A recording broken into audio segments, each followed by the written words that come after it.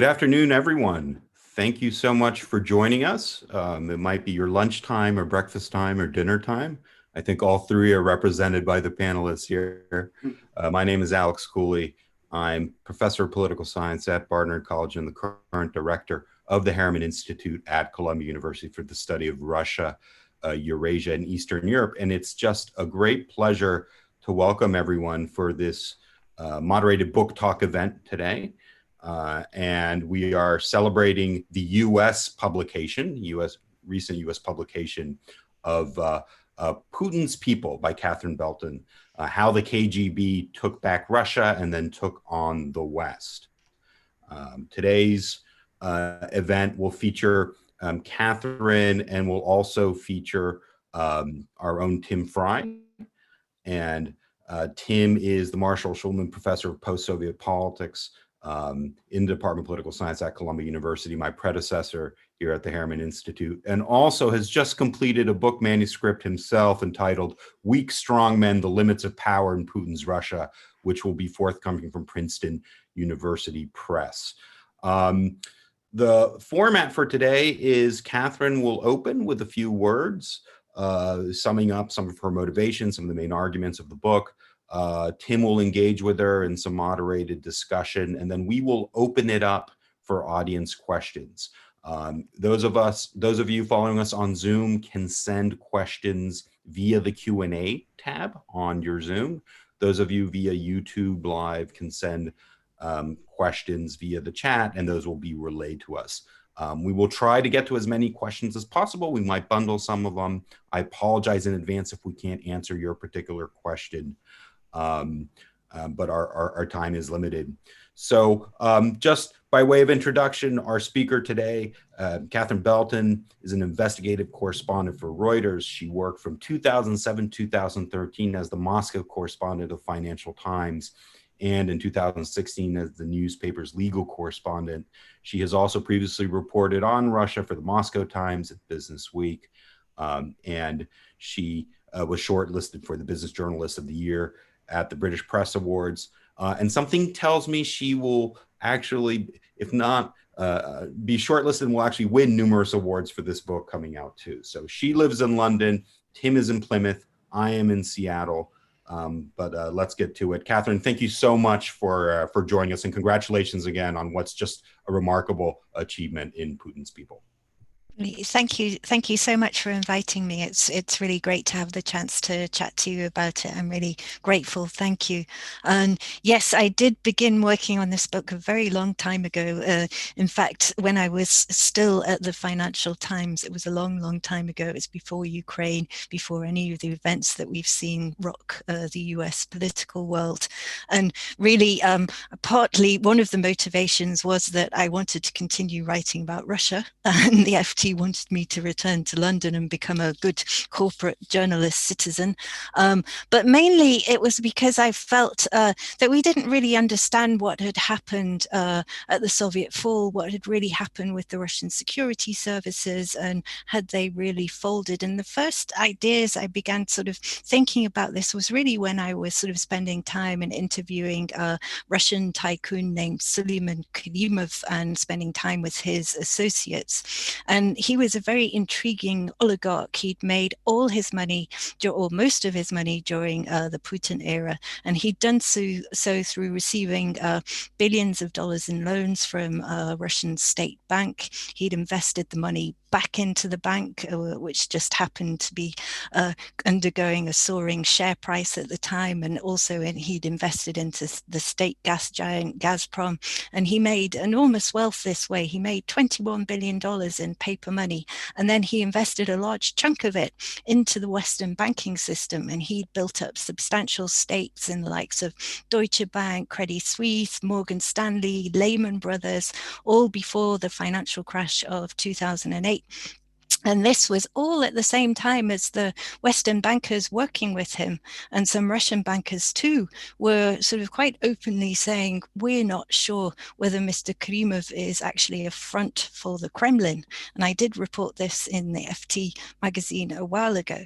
And also at the same time as it became clear that Mr. Karimov had also had a friendship with Yevgeny Primakov, the former head of Russian foreign intelligence. He done business in Saddam Hussein's Iraq, and he was also very actively using a Swiss financial vehicle, and which was headed by a financial director, which had all been sort of actively used by the KGB around the Soviet fall. So I was kind of wondering, is there any continuity here between Karimov and what was going on before?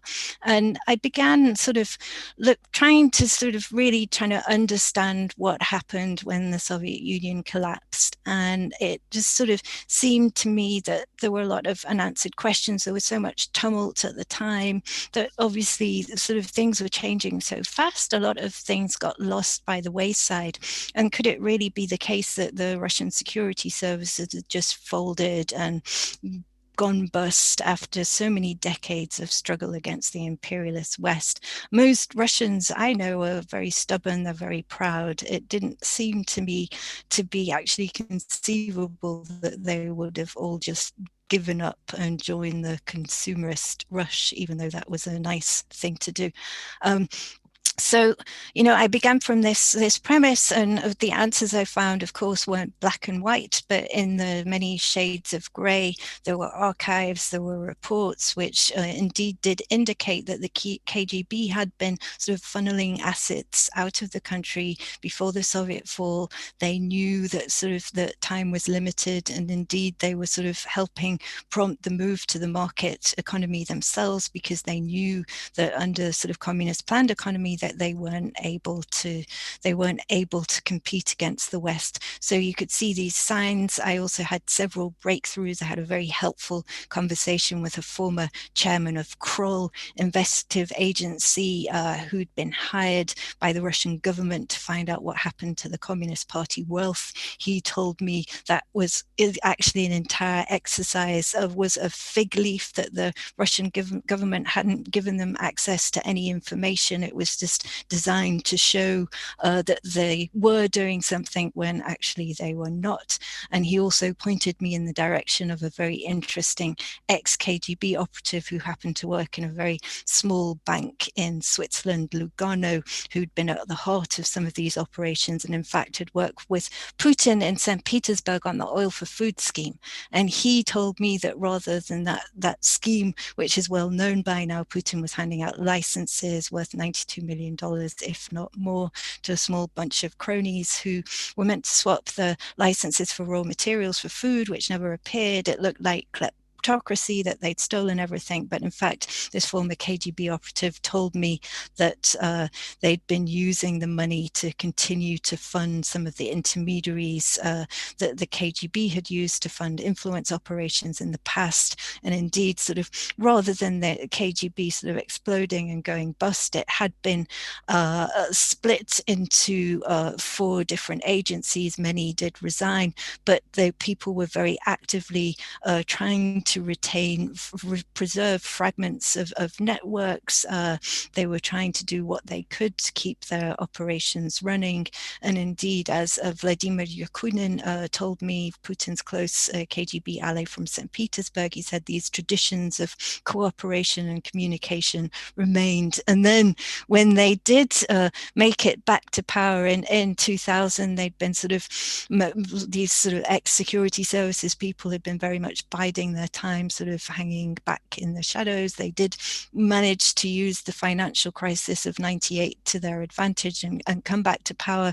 And when they did, of course, Putin's men, as we all know, were very able to take over most of the country's strategic cash flows. And we saw kind of a repeat of the patterns that we saw of the behavior is the KGB in the late 80s. Putin's men were able to cow the independent tycoons of the Yeltsin era. They became sort of very loyal to the Putin's state. Obviously, the show trial against Mikhail Khodorkovsky and the takeover of his oil company was key in cowing them and making sure that they towed the line. By 2008, they were all dependent on state bailouts to survive and avoid bankruptcy, which made them even more dependent. And throughout my reporting, sort of a prevailing theme when I was talking to KGB associates or other people who worked with sort of Putin's cronies was that sort of wealth was not just kind of this accumulation of wealth was not just pure kleptocracy as we're used to sort of seeing in the West, that it wasn't just to line their own pockets, it was a means for Russia to be able to reassert its position as a global player, and that it was a means for Putin's regime to sort of begin to reestablish and resurrect networks of the past and build new ones. He had a new kind of cohort of loyal tycoons who could act on behalf of the Kremlin as trusted custodians, and who could also begin to sort of carry out strategic operations for the Kremlin, allowing him plausible deniability. We're used to sort of seeing sort of much of the kleptocracy of the Putin era, in which his cronies were able to take over much of the country's strategic cash flow. We're used to seeing that through Western eyes, that it was just kind of greed, that they were lining their own pockets.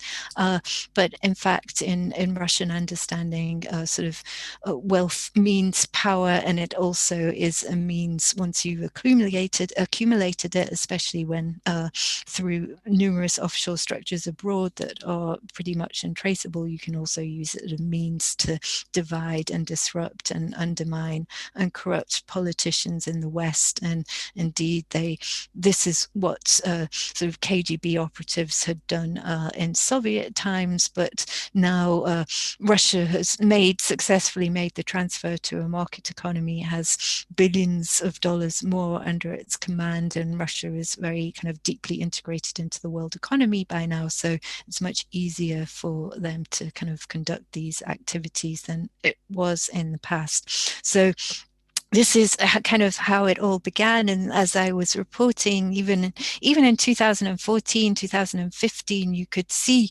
sort of disturbing signs. First, you had the associates talking about sort of, about undermining sort of EU institutions. They would be talking and sort of spitting about sort of US influence over Germany and how they wanted to tear that up. And there would be associates of Timchenko in Geneva who would speak about building a Slavic Europe of Slavic countries that would be more closely allied with Russia. And they were talking about how the EU was decaying as an institution. We could see already disturbing signs of Russian involvement with the Vote Leave campaign in the UK. There were all the worries about Donald Trump's activities with Russians even ahead of the 2016 election, which we all know well about.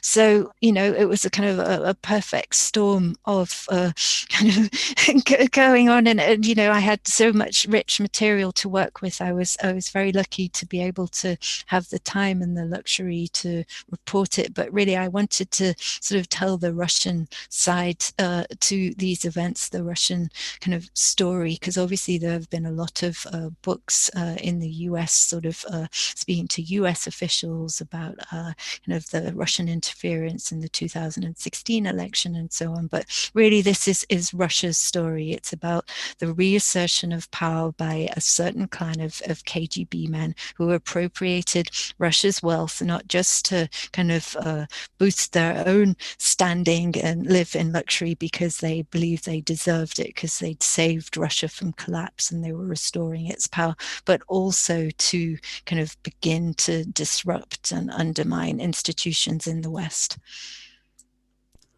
Catherine, that's a terrific overview. Thank you so much. So I'll now hand over the moderation to Tim. Tim, take it away.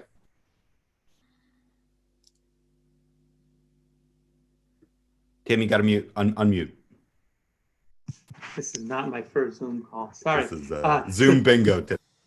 So I've been long been a fan of Catherine Belton's work, going back to her days at the Moscow Times. And it's really great to see the book, which just really is a reflection of all the work that Catherine has put in over the years. And I think that's one of the things that sets the book apart, is that it goes back to Putin's days in Dresden in the 1980s and digs up really interesting nuggets using sources ranging from members of the Red Army faction. Then in the 1990s, she really digs deeper into the whole Leningrad affair when Putin was working there in the bureaucracy, and provides new information that we didn't have before. The interpretation of how Putin comes to power and the games played around his positioning to become president. And there's also an awful lot of new material. And the book, into the epilogue, even manages to bring in some discussion of the constitutional amendment changes that are being voted on at the moment. So the scope of the book is really very impressive. And what really sets it apart is the interviews with ex-Kremlin insiders. I mean, Sergei Pugachev, Sergei Kolesnikov, Vladimir Milov, Khodorkovsky, Vladimir Yakunin, and then also a bunch of other kind of anonymous sources, both inside and outside of Russia. And one question I had was just, I was in reading the book, you just want to know more about the sourcing and how it was done and what was some of the hard decisions you had to make about, who do you trust? To put a fine point on it, Sergei Pugachev is a very important informant in the book, and he is in some ways incredibly well placed to comment, having been a money man in the Yeltsin years and then in the Putin years. At the same time, as you point out in the book, he's no angel. None of these guys are angels. And you quote the British judge saying that she could not safely rely on any evidence that Pugachev gave. So how make the case? Why should we believe Sergei Pugachev? Yeah, that's obviously a very, very good question, and it's a kind of key to understanding the book as well. First of all, I had the great luxury of being able to report and work on the book for a long time, so I was able to meet and speak with Mr. Pugachev many times, and sort of and check the consistency of the stories he was telling. So that was first of all. I mean, this wasn't kind of a couple of interviews for a few hours. It was a very long process over a prolonged period of time, in fact a number of years, in which it was possible to check the consistency of what he was saying. And indeed, when I first met him, I didn't really trust some of his stories. It sort of took a long time to establish sort of common ground, but mostly what did enable me to kind of corroborate a lot of the information was that after he fled the UK jurisdiction for France in 2015, when he was basically under fire from the Kremlin's lawyers were pursuing him in the UK High Court over this sum of money which he'd supposedly stolen, and sort of his passports had been taken off him while he was undergoing an asset disclosure procedure.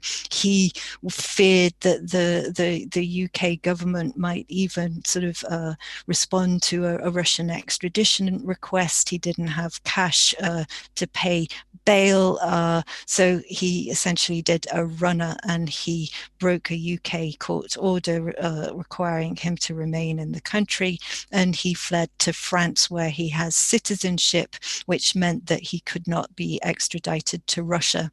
But in leaving the country, he left behind a few things, and it turned out that he left behind some recordings which basically detail or show him talking to a number of very high-placed officials within the Kremlin.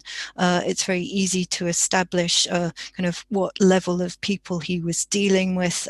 It was possible to corroborate quite a number of the things that he was telling me and talking about. It was indeed sort of quite a trove. So, you know, it's a question of having that sort of material, also having access to photos that he had. So it was very easy to corroborate his closeness to people like Nikolai Patrushev and Igor Sechin and Vladimir Ustinov and so on, and also access to some of these recordings. So it was a question as well of just over time as well. Some of the things that he would talk about, I would make sure to either double source or triple source with other tycoons or people close to Putin that I was talking about. In other times, perhaps there was only circumstantial evidence, but you know, you sort of establish a rapport with somebody over time, and you get to know sort of when they're kind of just telling a story for self-serving reasons or when it actually rings true. It's just a very long process of getting to know somebody. I think that your long experience in the country and your reputation, I think, among journalists and Russia watchers, I'm sure helped as well. One of the great things before the book came out was to read the Twitter feeds of your Moscow journalist colleagues who were just chomping at the bit to get at the book. So I thought that was as good an advertisement of the book as anything else I found. So, the book obviously puts a lot of emphasis on Putin's KGB background. At the same time, Putin does a lot of run-of-the-mill dictator stuff that people without KGB backgrounds do. They censor the media, take over economic assets, launder their reputation in the West. And reading the book, I was reminded of Alex Cooley's book with John Heathershaw, Dictators Without Borders, which also shows how Central Asian dictators did a lot of the same kinds of things that Putin did. So in what ways is the KGB background really helpful for understanding, given that we see some of the same behavior on a smaller scale? The economies aren't as large, obviously. But what ways does it help us understand Putin as a particular kind of dictator versus some others?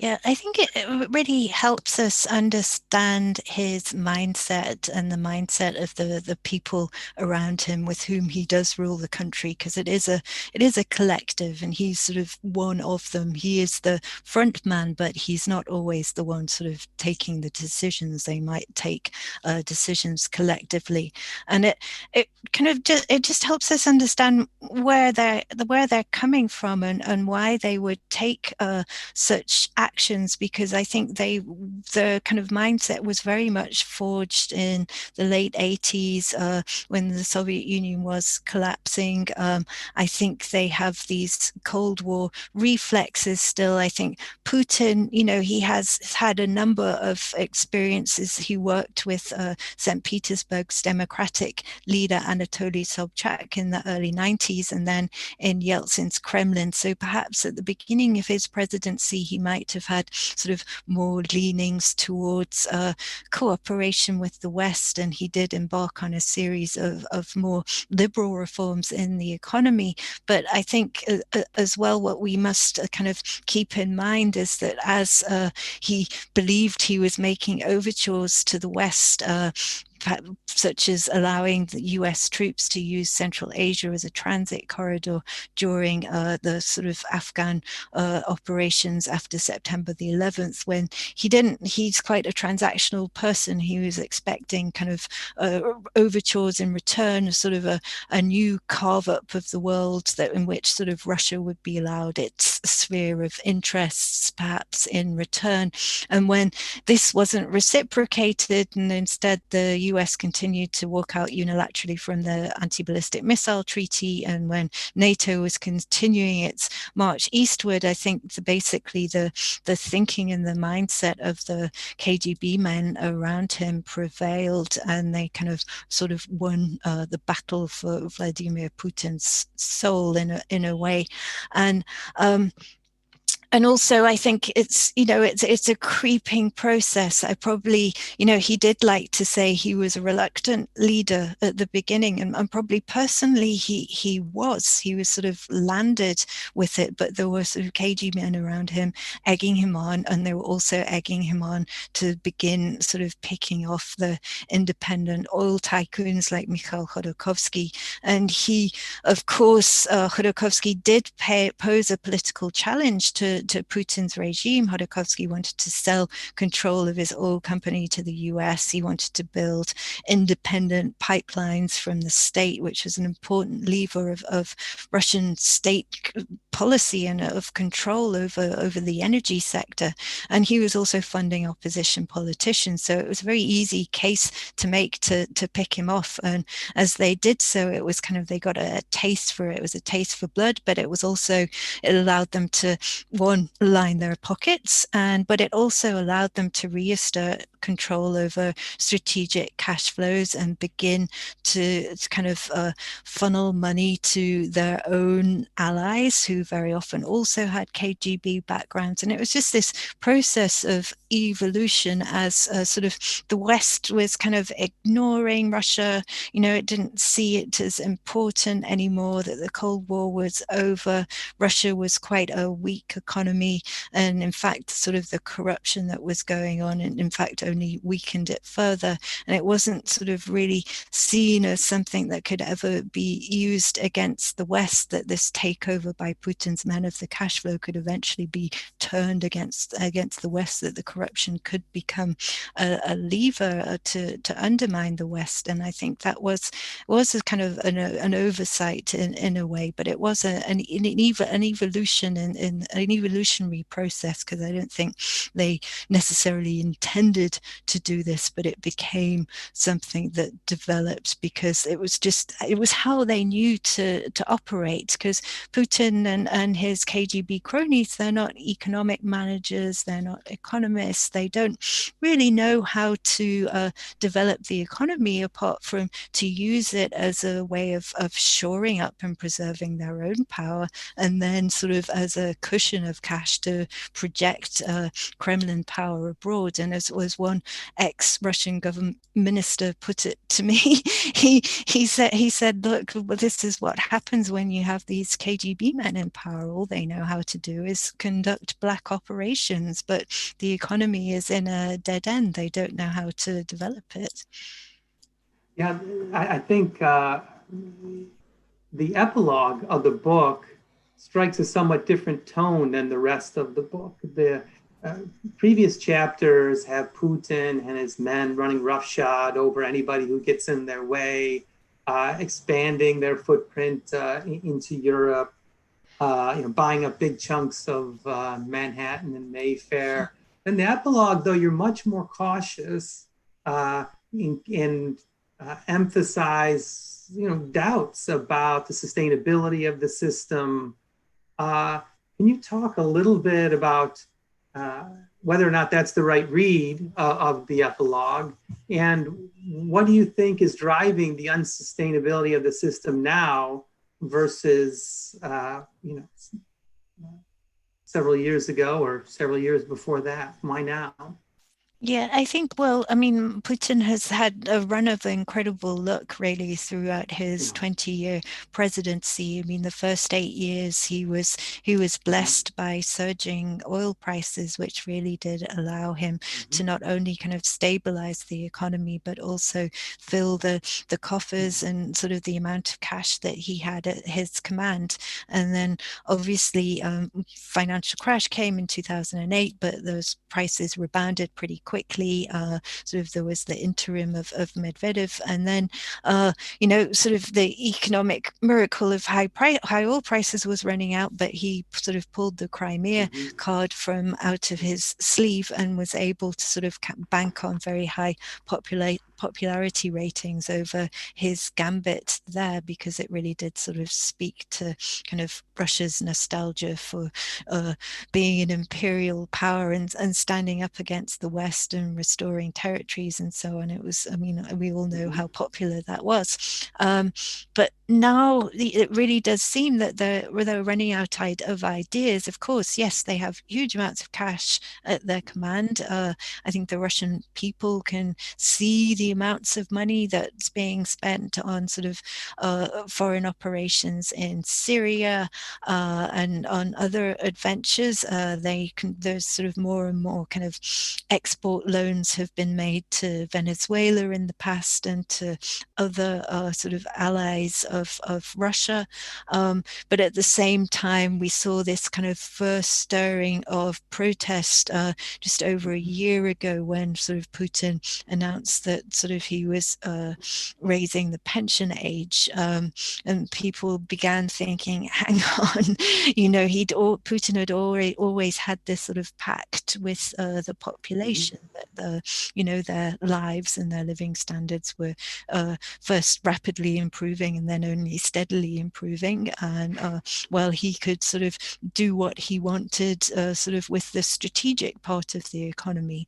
But now that pact was being undermined, he wasn't able to protect pensioners as he'd always done previously.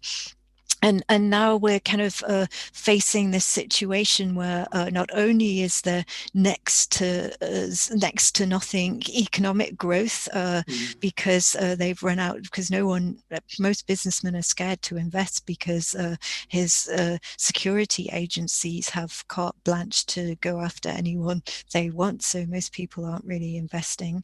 And secondly, we've had this sort of plummeting oil price, and we've also had the added effect of the pandemic. So, I mean, obviously I was writing the book before the pandemic came along, but already there were lots of signs that because of the sputtering economic growth, because of increased infighting within his own security services over the diminishing economic pie, that really he's kind of sort of entering the dead end stagnation era. Of course, they could perhaps continue as they are for quite a long time, because they do have control over law enforcement, over the army, over the presidential guard, so they can put in jail any opponents that they like. But it's sort of, you know, but more as that continues, there will be more and more internal opposition. And indeed, with the sort of, as the infighting grows within his inner circle, there are more people who are willing to take a risk and speak out over not only the lack of vision for the economy, but about sort of the internal asset grabs that are going on. And one last question. So you're in London, and a key part of the book is the role that the London financial community plays in aiding the consolidation of power and wealth of this small group of people. Do you have any sense, based on the people that you talk to, your knowledge of British politics, whether anything can and will be done about this? UK politics aren't in a very good state right now. I think, unfortunately, the UK will probably continue to be a gateway for much of this murky cash. I mean, even as the US is finally now working on reforms that would enforce disclosure of beneficial ownership of these LLCs, which have been a crucial vehicle for moving dark money into the US. But in the UK, where there are similar vehicles called LLPs, which have been sort of key in moving tens of billions of dollars in Russian cash into the West. I think they're very likely to continue to operate and indeed face little scrutiny. And just a word about some of these money laundering schemes, like we've all heard of the Moldovan money laundering scam, we've heard about the mirror trade scheme, and you know, very often, I mean, a lot of the cash that has been moved out of Russia through these money laundering operations, a lot of it is customs evasion, a lot of it is tax evasion. But we have to bear in mind that each time there is a certain banker behind these operations, and he's the same banker who seems to jump away scot-free each time they're discovered. And this is the same banker who has very close ties with senior members of the FSB's economic crime unit, who I'm told by a number of bankers not only take a cut from the operations, but also use this huge flood of cash to funnel sort of money to corrupt Western officials, because it's very easy to sort of hide the affiliation of this money in the overall flow, so they can use it for as their own cash, and also as a stash of money to kind of buy off and undermine institutions in the West. So it's really quite important for the UK to start kind of cracking down on these LLPs that we have in the UK, which have become sort of the key vehicles for moving money in this way in the West. But that's not really likely to happen under the current government, because especially as we leave the European Union, there is no impetus at all to enforce greater transparency on these type of vehicles. And the book does a good job of depicting the possible money laundering through Trump's real estate properties in New York. You don't spend much time talking about the 2016 presidential election. Why was that? I think really just because, I mean, there have been a lot of books already about that. I didn't feel that I could sort of add any more really to the sort of the work, in fact, by the US intelligence community on sort of disclosing sort of what Russia had been doing to interfere in the election then. I thought it was more important to tell the backstory of sort of Trump's relationships with various Russian individuals, indeed beginning from 1990, and they're all kind of part of a interlocking web of Moscow money men who have ties to both organized crime and to Russian intelligence. And it's sort of, you know, it sort of speaks to the enduring power of some of these security services networks, because some of the men who've been engaging with Trump, in fact, since 1990, had been used by the Soviet KGB to move money into the West before the Soviet fall. So it's very interesting to look at that. It was also interesting to look a bit closer at Bayrock and people like Felix Sater, because, I mean, by his own admission, he has great ties in Russian intelligence. In fact, they helped him funnel intel to the US intelligence community about Osama bin Laden and other issues in Afghanistan. But it's kind of a sort of a two-way process, because at the same time he was sort of, well, one, friends with this notorious launderer of Russian money into the West, and also kind of working closely with Trump on various real estate developments in the US, from which Trump did indeed benefit. We're yet to find out exactly how much, because we don't know how much he earned in license fees, management fees. That's never been disclosed. All we know is from one deposition from Felix Sater with sort of I think in 2008, where he sort of happened to mention that Trump had been given $250,000 just as a down payment for 1 month for the Trump Phoenix Tower. But if that's just a one-off 1 month payment, well, how much did the rest amount to? And we're only likely to find that out when the Supreme Court rules on whether Trump has to hand over his financial records or not. But even then, maybe he's hidden some away. So there's still a lot to dig into, but I wanted to sort of focus more on the sort of the Russians that Trump had been working with over sort of more than a decade in the US. A lot of the US media focus has been on sort of the efforts to entice him to Moscow to build a Trump Tower there, which never came off the ground. And actually that didn't really matter, because he was already making money with them back in the US on, you know, on these actual real projects. Alex, why don't we go to the audience questions? Thank you very much. That was terrific. Perfect. So the first one I'd like to take is from a colleague, Jeffrey Trimble, who's a Moscow correspondent in the late 80s, now teaching at Ohio State University. And he asks, could you address the relationship or synergies between the KGB and Russian global organized crime as the KGB returned to power and today? What is that relationship and how has it evolved?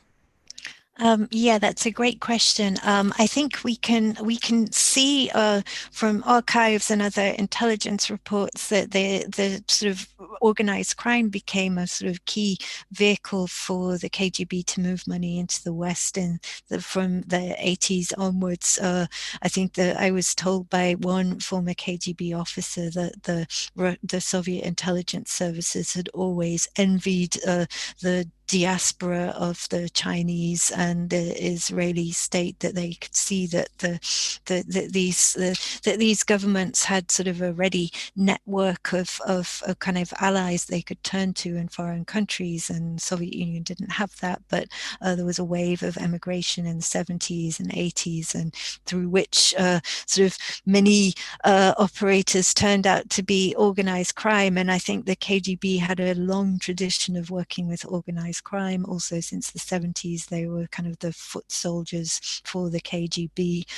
You've probably heard of one key individual, Mr. Semyon Margalevich, who happened to be on the FBI's most wanted list over various stock frauds and other machinations. And we certainly know that he had a relationship working with the KGB going back to the 70s, that they'd recruited him then.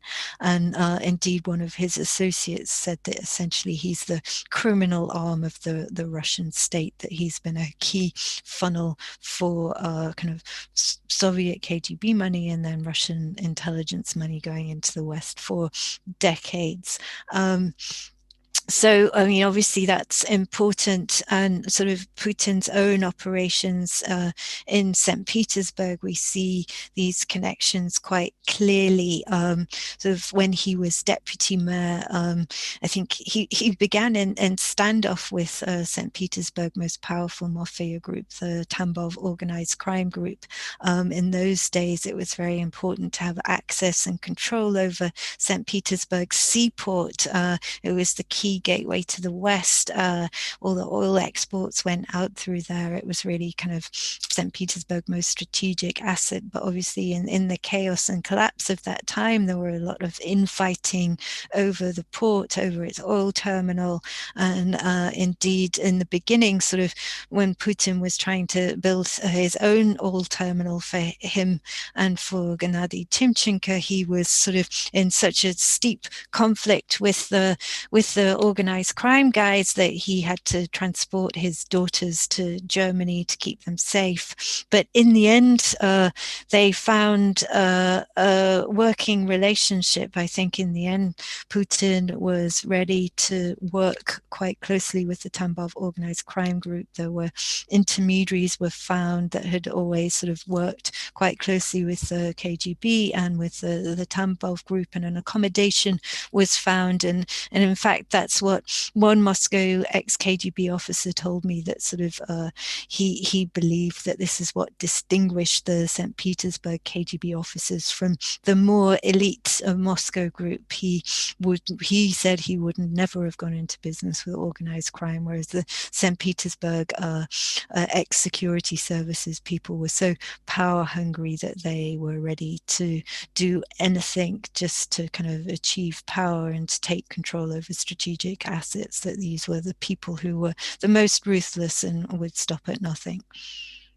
So, and I think we've seen, and obviously we've seen these relationships continue, and it's something that we really need to be examining, particularly in relation to some of the operatives around Trump in the US, whether it's in Bayrock or other places, and the Russian state.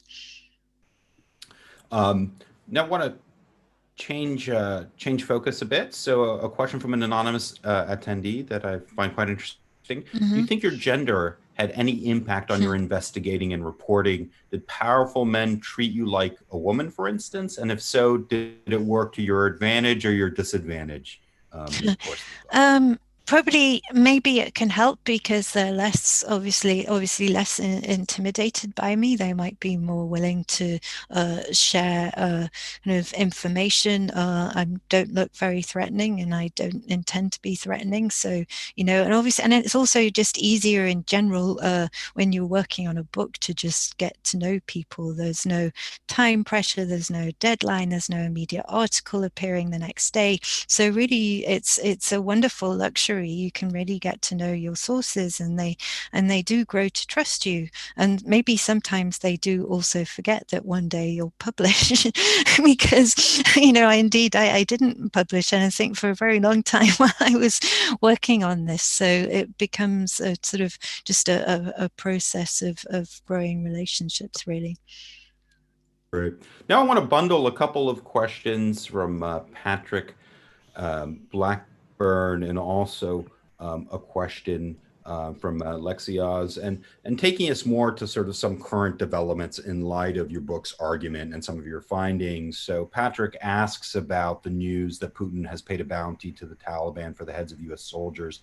How do we reconcile this with his desire for wanting to get back in the G8? Why does he do things like this? And that gets to the business of has he ever really gone beyond a Cold War mentality?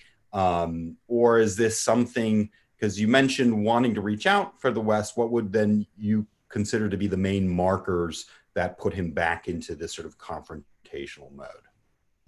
Yeah, they're very good questions. Obviously, I think they probably pay bounties to the Taliban to take down US soldiers because they have been able to act with impunity.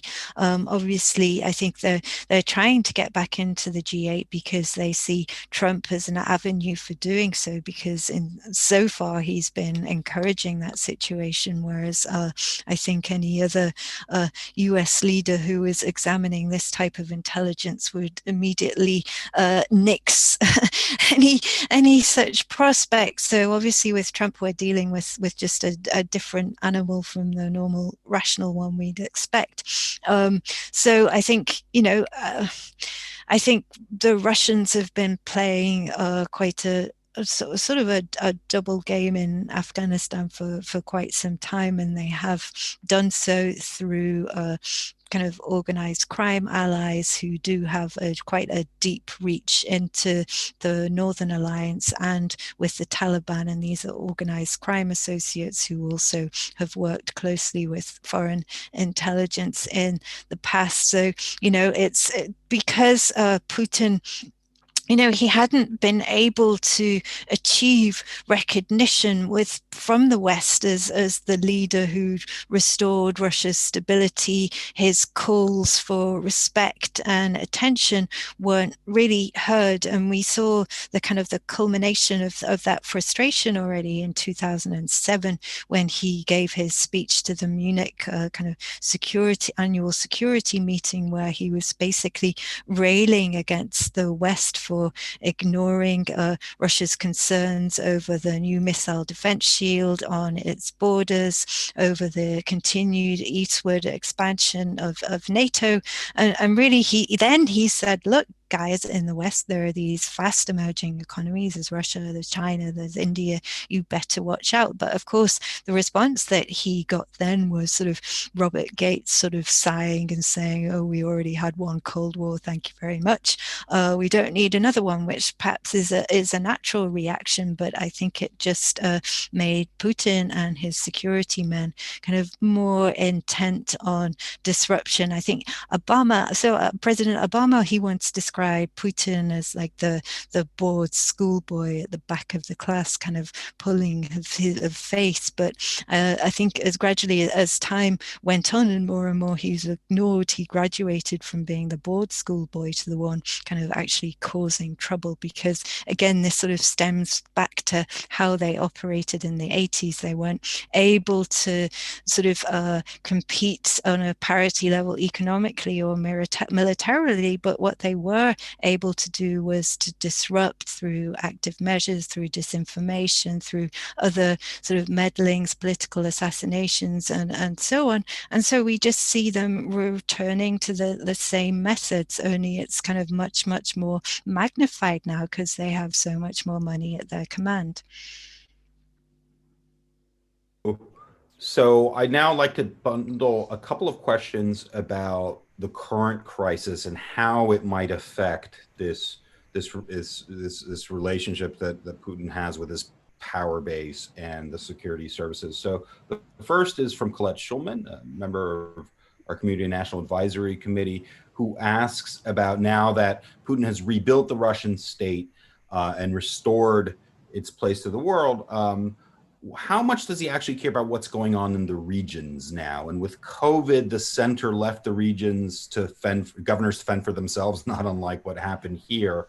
Might this have any longer term ramifications for his political rule? And then Tom Bruce, who's a PhD student at the University of Toronto, asks about the economy and pressures on the economy from his support coalition. So in terms of thinking at the moment, COVID, the economic crisis, where do you see as the possible sort of pressure points in sort of, the architecture of the system that Putin has?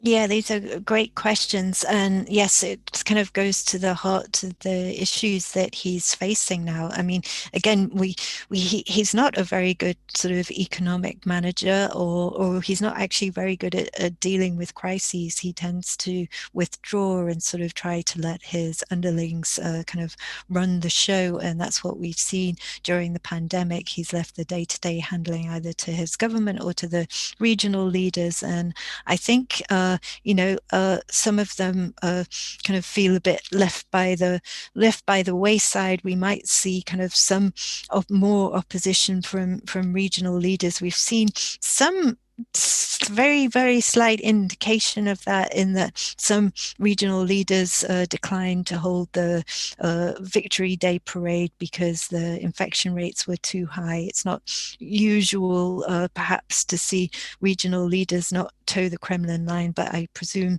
they've gotten away with it because, yes, there is a pandemic going on, but it's still quite unusual to see. And we have seen some local election officials also refuse to hold the vote for the referendum on prolonging Putin's rule because of the pandemic. But obviously that also hasn't been a big issue just because the Kremlin has been organizing more online voting as a replacement. But I think but it's also interesting to see. So there was one governor who believed he'd been fired unfairly by the Kremlin. And also, unusually, he actually fired back and tried to sue the Kremlin for unfair dismissal. He then mysteriously died, supposedly from coronavirus, which is entirely possible in this day and age, unfortunately.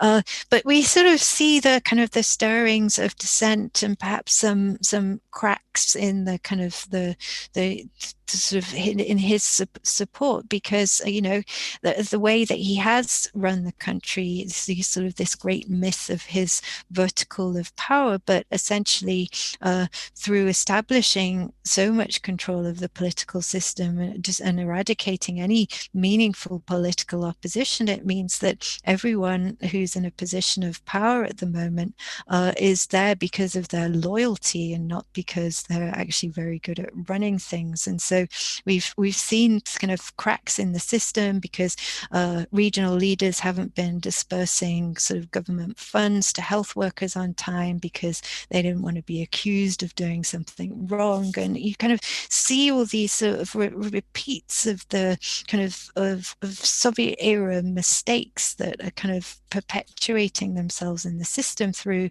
this total control that he has. So that's going to be very interesting to watch. And it was also very interesting early on in the pandemic when oil prices had sort of completely plummeted, and sort of tycoons were very worried about the lack of an adequate government response to the pandemic, that there weren't sort of, the government wasn't really handing out cash cash to enterprises. Indeed, we saw Aras Agalarov, the construction tycoon who's famous for supposedly cultivating Donald Trump at the Miss Universe beauty contest in Moscow and working on a Trump Tower proposal with him. We saw even him speaking out quite openly against the Kremlin's lack of policy. He, a few months ago, at the beginning of the pandemic, he said, "We're drowning in debt and the government isn't doing anything. I've got thousands of workers and I can't pay them." But obviously things have eased. The Kremlin may have bought itself time, but we're yet to see really. The oil prices have recovered somewhat, so Russia isn't going to have to spend quite as much of its rainy day fund just shoring up the budget. It will have more cash for bailouts, but certainly not enough to kind of keep small and medium enterprises going. So there will be unemployment, and people are going to sort of feel this more and more on their own pockets, which is another reason why he's trying to rush the referendum on prolonging his rule through so fast. I mean, initially it was going to be held in April and then it was going to be in September because of the pandemic. But in fact, even though the virus rates are still quite high in Russia, they're rushing it through now before his popularity gets hit even more by the worsening economy. So it's going to be interesting because I don't think he's faced really such bad conditions in his entire presidency. Fascinating. And then finally, a couple of questions asking you to look in your crystal ball. And I'll ask also Tim to weigh in on these too, because we'd like to get his expertise. David Straus asks, how could Biden, presumably if he's elected in November, build a functional, constructive relationship with Putin without giving Putin undue leverage internationally? And then Professor Alex Modal asks about Ukraine, long forgotten conflict now amidst everything here. What do you expect Putin to do in the Donbass? So we'd love to get your thoughts on possibilities of a new relationship with the new administration and the future in Ukraine. I think that already a lot of Russian tycoons are quite fearful of Biden coming to power. I think they fear that there could be even further sanctions imposed. I guess we're yet to see. I mean, I guess what Biden does depends on whether Russia really tries to meddle in the election in 2020. If Russia steps back and actually leaves democracy to work in the US without interference, then there's no reason perhaps to take any action as long as sort of Putin's guys stay in their box, in which case it might be possible to start rebuilding a normal relationship as long as sort of the Russians aren't still paying bounties to the Taliban to pick off US troops. So I guess it all depends on Russia's own actions, what Biden does. Indeed, I'm sure there's plenty of room to try and restore some relations, like working on the sort of new missile treaties and so on, to try to get things on an even keel. But yeah, I guess the ball is really in Putin's court on that. As far as Ukraine is concerned, I think I'll answer this very quickly and then hand over to Tim Frye. I think they've probably given up East Ukraine by now. I'm sure there's plenty of room for meddling, but their focus seems to have switched to the presidential elections in Belarus. And I'll finish there and hand over to Mr. Frye because he knows more. Thanks, Catherine. Unmute Tim.